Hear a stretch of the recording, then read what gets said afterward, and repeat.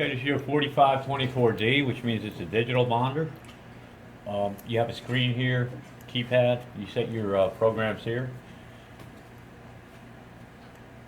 For instance, let's load a program. It'll ask you for the program number.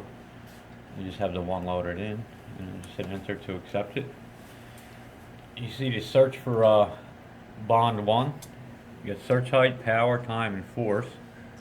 I'll page down by using the down arrow here. And then here you have your loop, tail, ball settings, as well as bond 2's power, time, and force. Bring this back. And then you have a mode setting here. You can either do a standard mode, standard semi-automatic bonding. Let's hit the plus to look at the next one. You have ball bonding, a ball bumping capability, as well as single point tab. But for the demonstration purposes, I'll just run the standard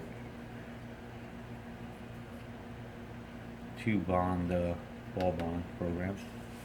Time is short. Here's our chessman here on the right hand side. And I'll just explain real quick. We have a 2-inch spool of gold wire loaded up in here. The wire goes through the glass tube, the feed tube, down through the feed tube, underneath the glass plate. This is our tensioner here. There's a little tension on the wire. There's a little eyelet here. Down through that, that's our kicker. There's a kicker that will push on that. Then it comes down. You'll have to come on this other side here. You have a drag clamp right here. Here's your wire clamp. And down through the capillary, which is mounted here. This is our EFO wand. It creates the spark. So what I'll do is I'll do a couple of bonds here.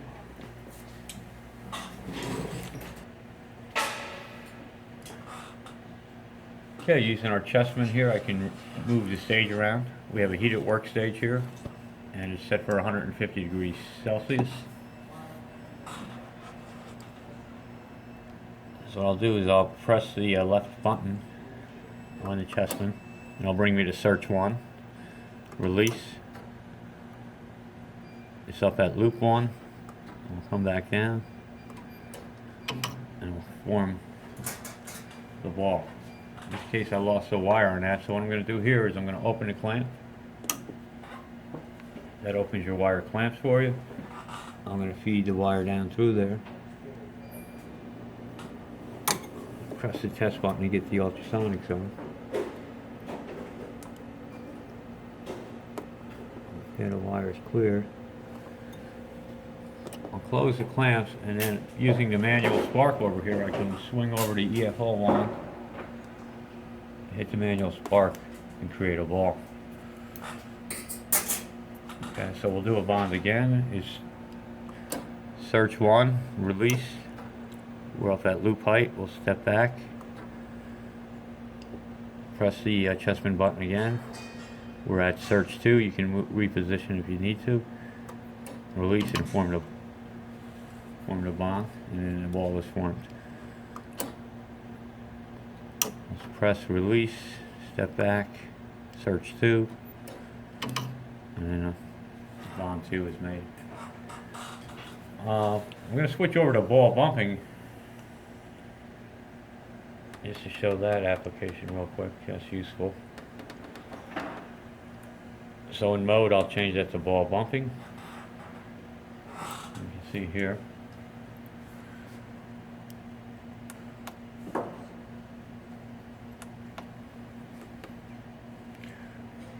Alright, so it's a new mode, and what's going to do is when I hit the enter, it's going to reinitialize.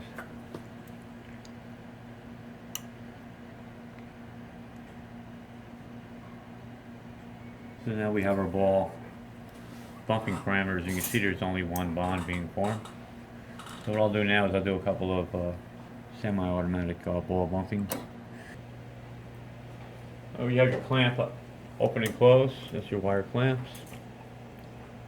What else do we have? You can turn your NEFO off. You have a short and open here. That's the when the NEFO is on, that's allowing you to do flame off with using the wand. In any case, if you do have a short, that means the wand hit the wire, and an open means there was no ball formed. And it'll stop the bonding process until you fix the error.